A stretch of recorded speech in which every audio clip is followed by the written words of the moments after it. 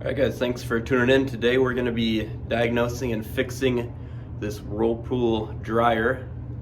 I'll show you what's going on. It's making a crazy bad noise. This thing's only about 2 or 3 years old, but it should be an easy fix, and hopefully I can save you guys some money. So as you can see, just power it up.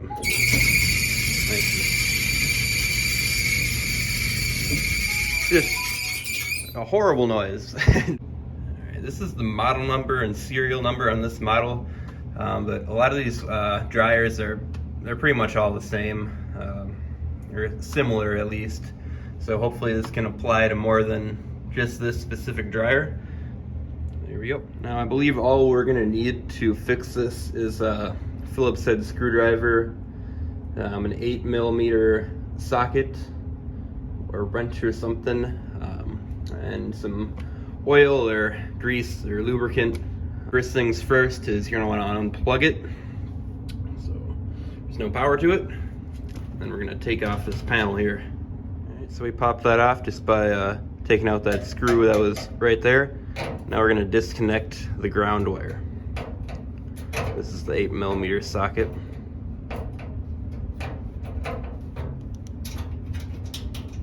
Take that all the way out.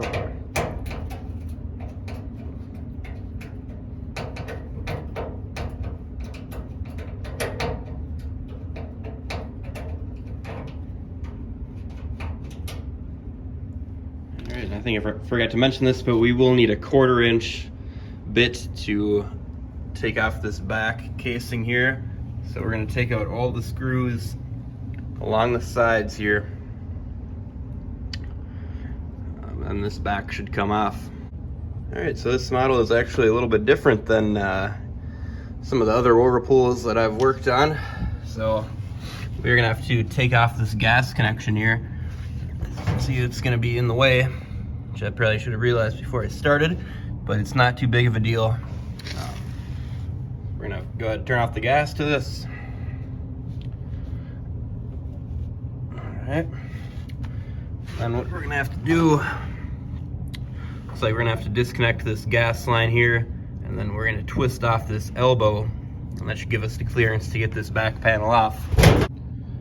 Alright, so unhooking this, it's not hard at all. It's not rocket science, but you are working with gas, so if you don't feel comfortable disconnecting this or putting it back together, it can be very dangerous.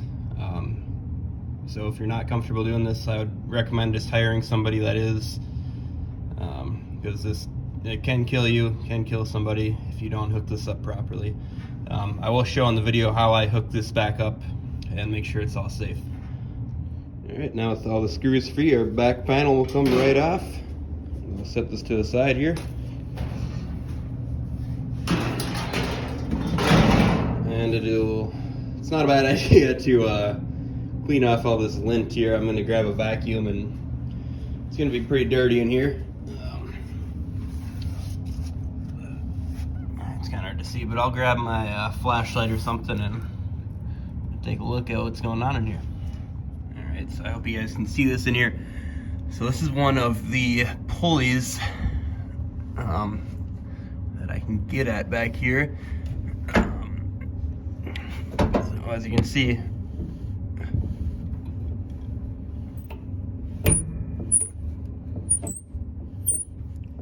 when I spin that, it makes that squeaking sound. And I'd imagine when that's running, it makes that sound a lot worse. So, well, when that's running, that's what is causing that horrible sound. And I'm gonna clean all this lint out of here first.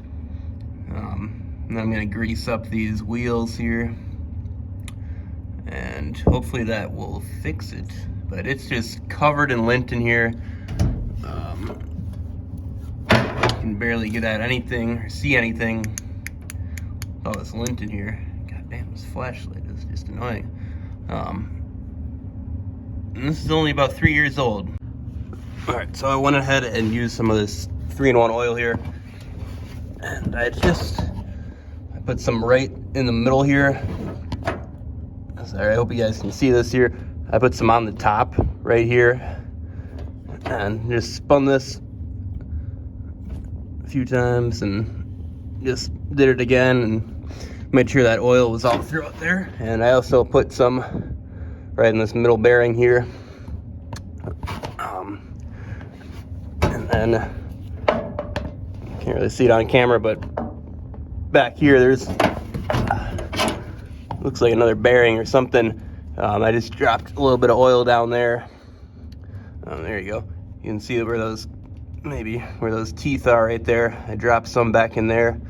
And then just on any of these rollers, I can see I sprayed some WD-40 up there, just to help extend the life of those. But yeah, just tried to use this multi-purpose oil where I could, and then where I couldn't reach this WD-40. And I've been spinning this wheel again here.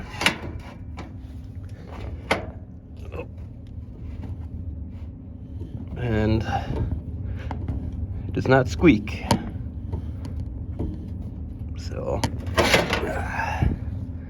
hoping that is the fix. It should be. And I sprayed that roller as well over here. Alright, so we got these tabs lined up down here. We got the vent through, we got the gas through. This back panel's lined up. We got the cord and the ground sticking out here. So now I'm just going to put all these screws back in, and we'll put this ground back up and get this all set back up, and we should be good to go. Alright, now to get this gas hooked back up, you're just going to need a few things: some thread sealant or pipe dope. I'd recommend some gas leak detector if you're not familiar with doing gas work, just to double check everything. A couple channel locks and a crescent wrench. Alright, and this part is not optional. You have to have thread sealant or pipe dope on here. It will save you. So make sure it's on all the threads. Just gonna twist that on.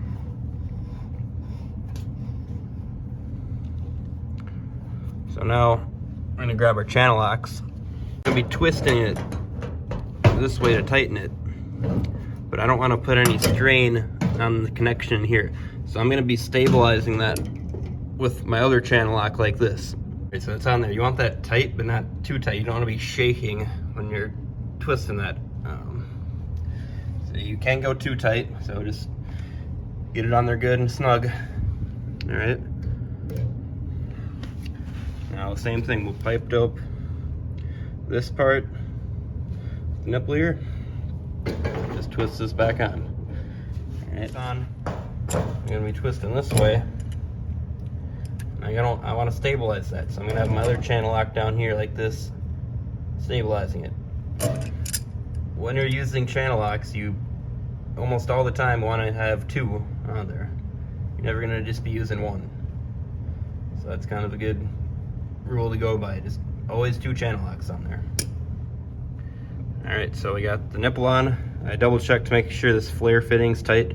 That it was. So now we'll connect our gas line. And when you're, this is a flare end here.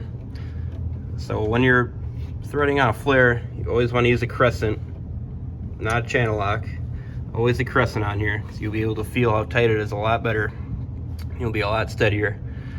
You can ruin these as well if you go too tight. So just make sure it's on there nice and snug. So again, we'll be stabilizing with our channel lock, twisting it on with the crescent wrench. And ideally, I'd actually have two crescent wrenches, one here and one twisting it on. But I just don't have another one on me right now. But this will do. So we got the gas back on, everything's connected. First thing I'll do is just put my nose down there, smell for any gas. I didn't smell anything. So now I'm gonna come with our bubble test. You can use water and soap or some of this. Just gonna spray it on all of our connections here.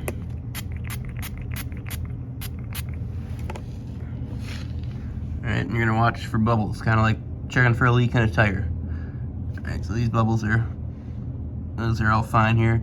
We're looking for a bubble that's gonna grow. all good here. I'm down here, I'm smelling. There's no gas. We're all tight, we're all good. So we got the vent hooked back up. Power on. Now it's the moment of truth.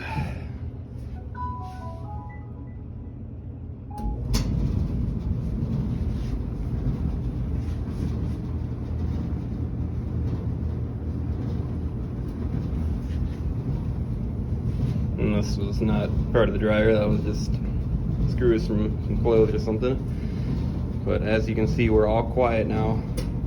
And I fixed that for free. I didn't have to buy anything for this. You just need some oil, WD-40, something to lubricate those bearings in there.